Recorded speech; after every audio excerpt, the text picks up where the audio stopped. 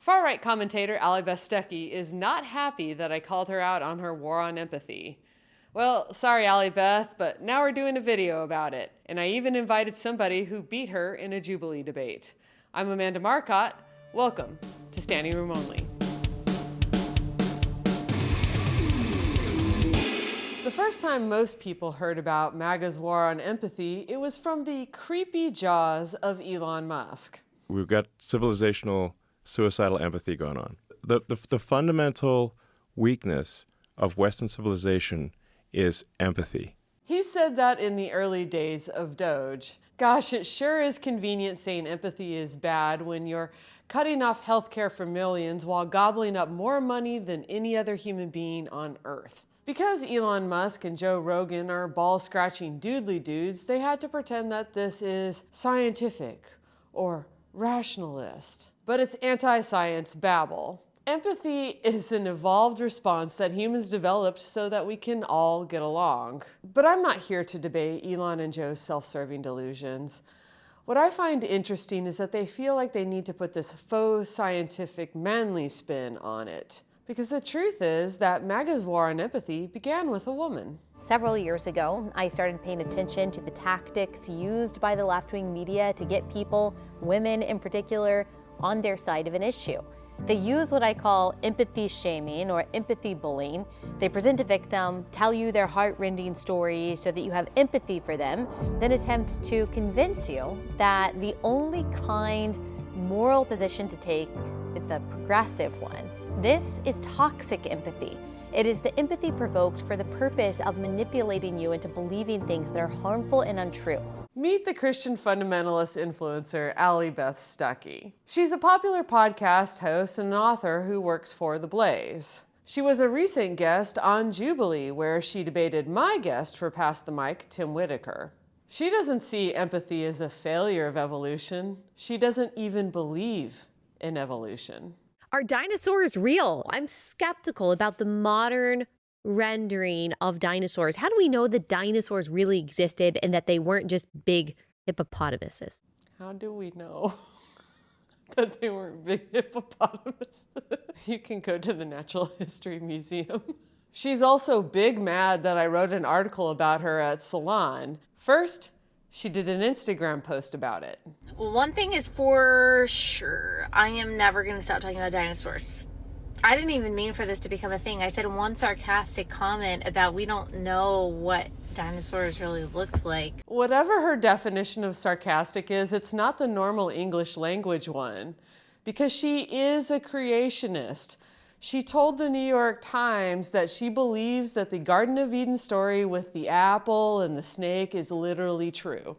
I don't know how broken your brain is when it's like people are making fun of you because you don't believe in dinosaurs.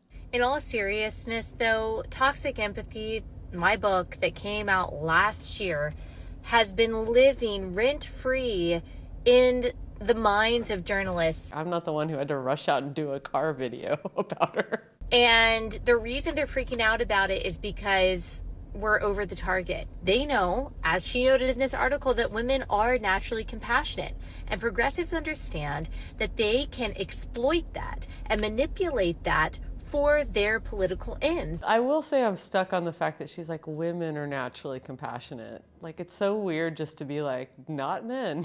I don't know what the whole point of the car video is. I will never understand this genre. No one looks good with a seatbelt on. It fucks up the lines of your outfit.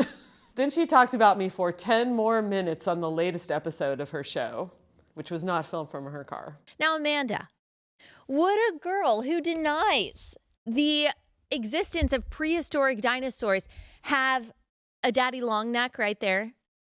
Does that sound like me, Amanda?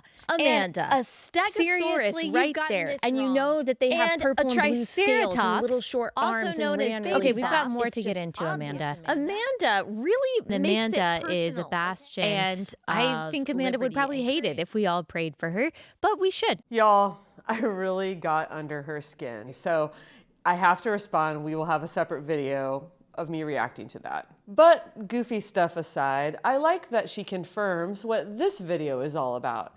Allie Beth thinks women are too emotional and it prevents us from thinking clearly, which I don't know if I want biology lessons from Miss Creationist Lady. Allie Beth also believes the Bible forbids women from being pastors. Still, despite being a woman, she preaches this version of Jesus who is a harsh disciplinarian. She's the one who came up with this idea of toxic empathy. It's even the title of her book. She released it in 2024, but the idea seems to have originated from a 2022 episode of her popular podcast, Relatable. Both sympathy and empathy can be harmful. Both can be destructive, but especially empathy. Shouldn't we, especially as Christians, be creating a more inclusive and empathetic society? Like, isn't that what Jesus would want? Isn't that loving people, loving your neighbor as yourself? The answer is, though, I've realized over time and after some thought and some reading and some investigation, that the answer is actually no. Since she did that episode, the idea that empathy is bad has spread throughout MAGA. I can't stand the word empathy, actually. I think empathy is a made-up New Age term that does a lot of damage. Young girls are getting more and more liberal. These woke leftist teachers take advantage of their natural empathy, try to make them take on all of America's past sins. They parasitize empathy. Right. And the left is unbelievably susceptible to that because the left is full of empathic people. Right. And so those who parasitize empathy have a field day on the left. If you say it like it's a bad thing, that makes it true.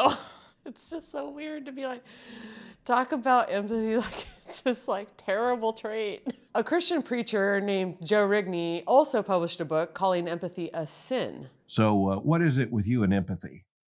We have a long and storied history, and I wasn't hugged enough as a child, I think, is really what it goes back to. No, I think that's what most reviewers are going to suspect. That is, although it's interesting, in all of the blowback I've taken over the last 8 years or so over this, nobody's ever asked about my feelings. Men would rather write a book about toxic empathy than go to therapy. Then a right-wing professor named Gad Saad started calling empathy suicidal, which is where Elon Musk got the idea. And now you have J.D. Vance saying Christians should put themselves and their family ahead of everyone else, which drew a rebuke from the Pope.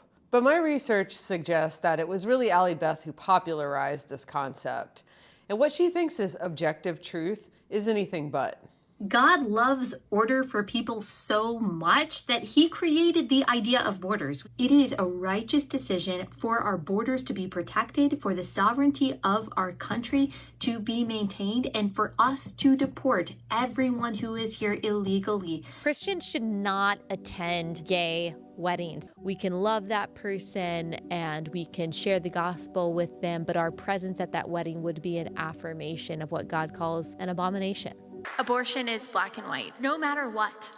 No matter how difficult that woman has it, no matter how difficult their life might be one day, that doesn't justify murder. It's nothing new to say there's no hate like Christian love. I'll get into this with my guest during Pass the Mic, Tim Whitaker. He's a liberal Christian and he has a lot to say about this. I'm not a Christian, but I am a feminist. What I see is that Allie Beth weaponizes her gender to make these arguments seem, well, softer. She markets herself as hyperfeminine. Her show is called Relatable. And like all these anti-feminist women, she's built her career by attacking other women's claims to equality. What I want to say to you women, that even if you are not a wife or a mom, maybe you will never be a wife or a mom, maybe that's not the road that God has for you, that you are still called to mother. Every single woman has this amazing, incredible ability to cultivate and to beautify and to nurture and to grow. And that energy is not supposed to be channeled into your profession, into politics, into plants, or to pets. And I just happen to know from being a woman and being around women and knowing a lot of women that one of our weaknesses when it comes to high emotion situations and issues is to forego truth, is to forego biblical accuracy. And I know our pride doesn't want us to admit that an inherent weakness of most of ours is to allow our deeply felt feelings to get the best of us, especially when it comes to understanding political and social issues. But it can be. I want to be clear about that. Birth control doesn't fix anything. It's not healing you. It might manage your symptoms, and that could be very helpful for people. And I'm not denying that, but it's not actually fixing anything, and it can actually cause real problems. She's like, you're not supposed to channel your energy into pets and then plants. And then our next clip is how many plants does she have on set? Whether consciously or not, she's using a feminine aesthetic to dress up sentiments that would sound harsher coming from a man. Empathy tends to be coded as a feminine virtue. When men like Elon Musk attack empathy, it sounds sexist. But when a woman says it, it seems counterintuitive. We see this with other female anti-feminists. Because they're perceived as going against their self-interest, people pay them more attention. Allie Beth is playing with the way that feminists talk about toxic masculinity, but she's flipping it on its head, saying no, it's actually the feminine emotion of empathy that's toxic. It's a new script, but it's the same anti-feminist panic. She's saying that women have too much power now and it's making the world soft. So basically the same thing Elon Musk is saying, but with blonde hair and a skirt. Allie Beth gets away with this because she's a woman. But ironically, her speaking style is not feminine at all. She's arrogant to a degree that you rarely see in women, even in our era. She has this rare skill of saying incredibly stupid things with utter self-certainty, like making fun of people who believe in dinosaurs. Unfortunately, social media rewards this behavior. If you can talk shit without blinking, it's shocking how many people will believe you, even if you're saying something as nuts as empathy is toxic.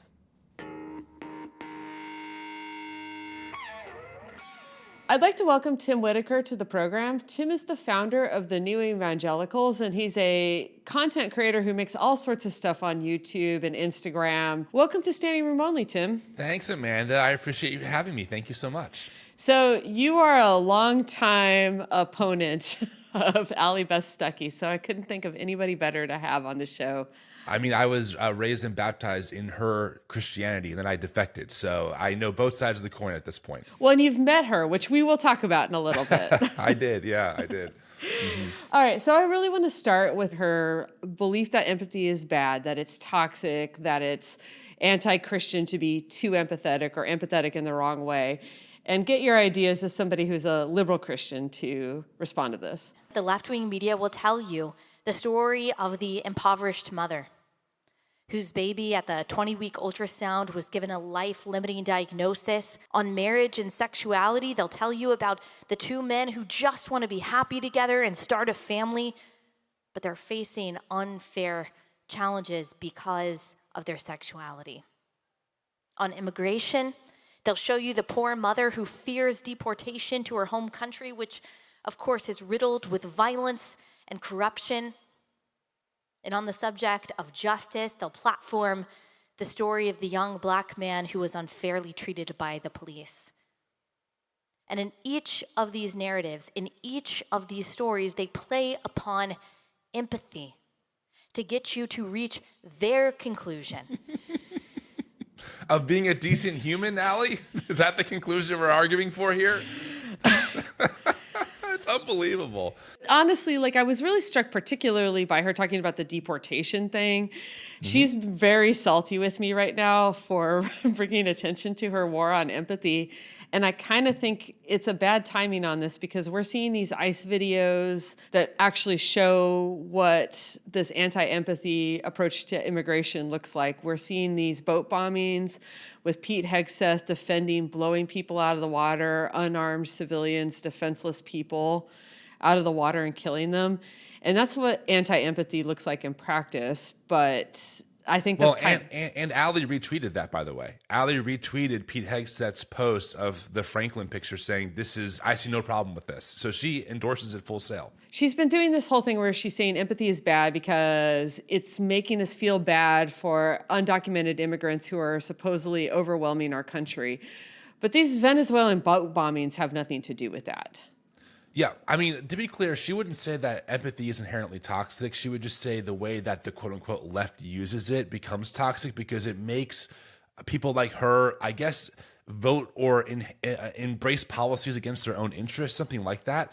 Look, Allie claims to be a follower of Jesus. There's a reason why she rarely, if ever, quotes the red letters of Jesus, because Christ says to welcome the immigrant. I mean, it's literally what he says. And then Allie would say to that, well, Jesus was just talking about fellow followers, fellow believers. Well, I mean, Allie, the data is pretty clear that this administration is targeting immigrants, most of which are either Catholic or evangelical. So no matter how you slice it, what's happening in America at the hands of the Trump regime, emboldened by Christian nationalist policies, is literally targeting the most marginalized among us. And to your point, we are now sniping boats out of international water, not providing any evidence of them being a threat to America. And even if they were, they still deserve due process. To have Allie Stuckey co-sign the indiscriminate killing of children, I mean, it's not surprising. After all, she's all about Israel being able to commit genocide towards the Palestinians, right? So what this is, it's selective pro-life values. Allie will always maintain life if it benefits her and her tribe, but the people who are outside of her bubble, who she deems an enemy or an invader, well, their lives just don't matter nearly as much as her own comfort. Yeah, this idea that empathy is only for the in-group really kind of keeps coming up over and over again. You see it with Elon Musk's version of it and J.D. Vance's version of it, and she's doing this kind of Christian spin on it.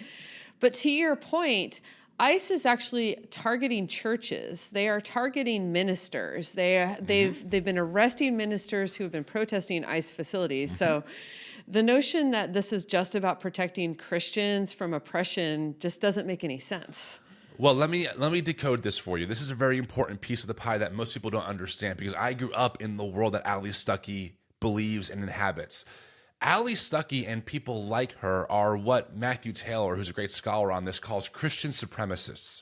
They believe that not just Christianity, but their very narrow, specific, fundamentalist version of Christianity is the true faith. So those liberal, progressive pastors protesting, they're not real Christians. The Catholics, they're not real Christians. The immigrants who have jumped the border and are now criminals, they're not true Christians. So that's the justification, is that Allie just doesn't see them as brothers and sisters in Christ, like she would commonly say are other people, in her tribe. So that's the justification. It's not that she, in her mind, holds a double standard. They're just not true believers. So they don't deserve that kind of protection that people like her and I guess, whoever else in her tribe would be deserving of in America. What's funny is we just watched a video of her saying that she believes in religious freedom too, and it's funny to me because it's like everything's about imposing her definition of Christian morality on everyone else, and that is the opposite of believing in religious freedom. She believes in religious privilege for her and her tribe. Everyone else must succumb to her understanding and her interpretation of the Bible. Now, she'll say she's just standing on biblical truth. That dies the death of 1,000 qualifications. Whose Bible, which canon, in what language, according to whose interpretation. We all know this, but to her, there's no disconnect here. She's just reading the Bible plainly and living it out, while ignoring the very clear commands for Christ followers and people in the Bible to welcome the immigrant, to not oppress the poor people or the poor person, to heal the sick, etc. So Allie has created what Scott Coley calls is motivated literalism. They will only accept literal parts of the Bible or parts of the Bible literally when it benefits them, and when it doesn't benefit them, they'll explain it away. Oh, that doesn't mean it's for the government to do. That doesn't mean this is really a hard issue. That kind of thing. And on that point, I want to show you the second clip that we got, which is she was on the Charlie Kirk show talking about her book, and she very specifically kind of moved it out of the realm of talking just about larger political issues and more specifically about the Christian church. So, Allie, what is this doing to the church, this movement of empathy, as you call it, toxic empathy? Well, toxic empathy can lead to an obsession with people pleasing. You put people on a pedestal and you care more about their offense and their feelings, their anger, their outrage than you care about shepherding your flock or being faithful to God. It means if you're led by empathy, then you are going to avoid the parts of the Bible that you are afraid will make some people mad, will hurt some people's feelings. I think that's what we see a lot in the church today. And really, they kind of cover up that cowardice by saying, well, I just don't want to get divisive. I don't want to get political. I'm just preaching the word of God. A lot of pastors think that they are entitled to better treatment than Jesus. Yeah, so I'm not a Christian. That's why I wanted to ask you about this. You are a practicing Christian now, and you were in a more religious right Christian faith before. What are your thoughts about what she's saying here? So this is some insider baseball. I'll try and be very succinct for the audience here, but essentially, on the surface, I actually kind of agree with Allie's perspective that the American church is coddling people and not bringing them into like radical discipleship in the way of Jesus. We just mean very different things by that. That's the difference. I would agree, like what's called the seeker-sensitive movement really has not done Christianity in America any favors. But I would also argue that if you read the words of Jesus, if you actually understand what's happening to the early church, it is a subversive anti-empire movement that actually says Caesar is not Lord, Christ is Lord. What Allie has done, though, and Christian nationalists like her, is they've essentially said God has given us a mandate to become and control the empire on behalf of God, which looks like these right-wing Christian nationalist fascist ideals that our view of sexuality and of race and of gender and of whatever else we think should be privileged, even if it infringes on the constitutional rights of our neighbors. So I agree on the surface of the idea, not with empathy, just with the idea of the church being too coddled, but we have very different outcomes of that, right? The other thing I want to mention is that it is really interesting how Allie talks about how, she's afraid that pastors will not preach the, quote, hard parts about in the Bible. Has she read James 5, which is a scathing critique of rich business owners who exploit their working class? And the author of James says, "Woe to you, rich business owners, you are fattening yourself up like calves for the day of slaughter." Somehow she doesn't preach that. Somehow all the passages, thousands of them, that condemn the rich and powerful who exploit the poor, suddenly that's not what we're talking about. We're talking about abortion, which, by the way, Jesus never talks about. We're talking about gay marriage, which is not a thing in the ancient world and is never mentioned by Jesus. And the passages that mention homosexuality are really poorly translated. It's just so clear once you go 1 inch beneath the surface of her dogma. I always come at it from this view that we're a secular nation, so in a sense, you can believe whatever the hell you want, just keep it out of my government. But I think there's a value in folks like you taking the theological arguments to someone like Allie. What are your kind of thoughts on that? Yeah, well, first off, I completely believe in a secular nation. I believe in the Constitution. I believe all people have the right to practice or not practice whatever religion they want, so as long they're not swinging their fists in other people's faces, right? This goes for any religious belief or anti-religious belief. Obviously, in a pluralistic democracy, things are complicated.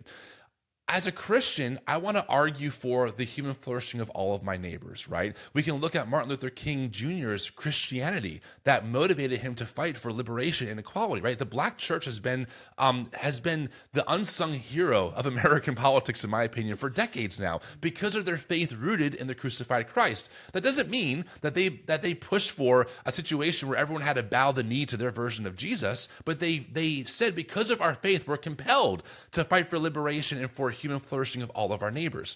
What Allie believes and what Christian nationalists believes is the opposite of that. They believe in power and control and dominion and taking over the government to rule on behalf of God.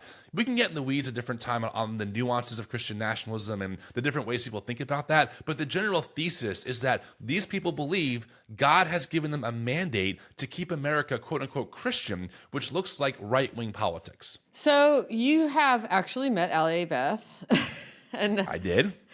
You were That is true. You were on Jubilee, which is the surrounded show on Jubilee, which is a very popular show. And I think you cleaned her clock. So we enjoyed watching the clips of you debating her. We pulled a couple of our favorites if you want to watch these in response. Sure.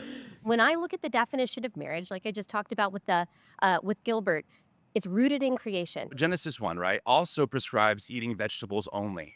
Yes. So do you believe we should all be vegetarians? No, I don't believe that why? we should It's all in be. the creation order, isn't it? By your own logic, it's in the creation order of Genesis 1 that we should only, or Genesis 1 and 2, I different believe stories. in reading every piece of scripture in all of context. I totally agree with you. In Genesis 1, you believe that's a literal account of how the earth was created. Is I that do, correct? yes. So Adam and Eve were the first 2 people ever. Yes. Right. So how did they and their kids? Okay. Hold on. That is I want to great finish. question. I want to finish. How did they and their kids have more kids without breaking, first off, the rule of incest, which we know we would deeply deplore, and also multiple partners?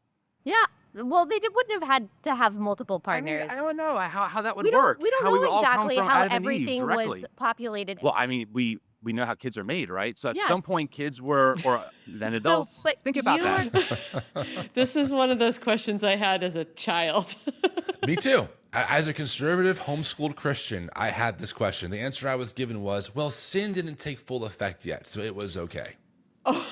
Okay, well, at least that's an answer. I mean, I bought it when I was 12. Eventually, I thought, no, math ain't really mathing. Especially if you believe, as Allie would, that God's truth is objective and supersedes culture. So why was it okay back then, but not okay now? I don't understand. I don't care what Allie believes. If you want to believe that the earth was created in seven literal days, and that we all came from Adam and Eve, and that, therefore gay marriage is wrong, believe whatever you want. It's a free country in that sense. The second you say, and because of that, we have to shape laws and policies that go against the rights of our queer neighbors, then we have a problem. Yeah, and to be clear, she very much says because Genesis is literally true, gay marriage should be illegal. That is an argument she often makes. Yeah, that's one of her main. And then, after you kind of get her in that corner of kind of unpacking how ridiculous that sounds, then she'll jump to Ephesians and the church and the created order. One of the, and again, I'm a little insider baseball here, but to make it clear, these fundamentalists do not treat the Bible with the respect that it actually deserves. The Bible is a complicated collection of ancient texts written over thousands of years in different cultures and contexts by people that we don't know. Sometimes even multiple communities editing the text according to scholarship. Allie sees the Bible as her puzzle to pick pieces whenever she sees fit to justify her hatred of the other. So even though she'll claim to have immense respect for the Bible, and even in that clip says we have to take it in its context, she does not actually do that at all. And that's what's so frustrating. So I would love to talk to you forever and ever about this, but we only have so much time. And I want to ask you kind of a personal question, because we had so much fun messing with Allie about this dinosaur thing. And you said you were also raised in a conservative Christian tradition. So I want to ask you, looking back on it, what was one of the more goofy things that you were brought up to believe that you've kind of rejected as an adult? Oh, goodness. I think one of the, dinosaurs is one. I mean, 7-day creation is definitely one of the goofier things that you look back and you're like, I don't know how that would even work. I'm not sure if it's goofy, but I think one of the craziest things I was taught, and it's very normal, by the way, in these spaces, is that the Bible, the English Protestant Bible, is the objective source for God's moral truth. And I just find as you study the thing, that line of logic falls apart over and over and over again. So looking back, even though I believed it, even though I know how I got there, now I can't fathom holding up the Bible and being like, this is where all of moral objectivity lies. It just doesn't. It doesn't. The math doesn't math. So I think that was one of the goofier things. And the last thing I'll say is I was taught to be a virgin until I got married, which I did, by the way. I did that. Wow. Oh yeah, I was the golden boy, Amanda. I got stories, And so yeah, I did that. Me and my partner were each other's first in our marriage. Wow. I don't know whether to congratulate you or commiserate here. That's a tough one. Well, my reward is in heaven. My jewels and my crown, they're all there waiting for me, Tim, I know you've got a lot going on, so I want to end by asking you to hype yourself. Not just the new evangelicals, but whatever new things you're doing. I know you're doing a lot of new things. Yeah, you can follow me on Instagram or Substack at Tim Whitaker Speaks. I co-host a fantastic show that actually helps unpack Christian nationalism in modern day politics with my co-host April, called The Tim and April Show. That's streamed live on YouTube and on Substack. I'm the host of the New Evangelicals podcast, and the organization, the New Evangelicals, is a great place for people who want to find a better path forward in their faith, rooted in love, justice, and inclusivity. It's totally paywall free. We're a nonprofit. So if folks are interested in that, please check it out at the New Evangelicals. Awesome.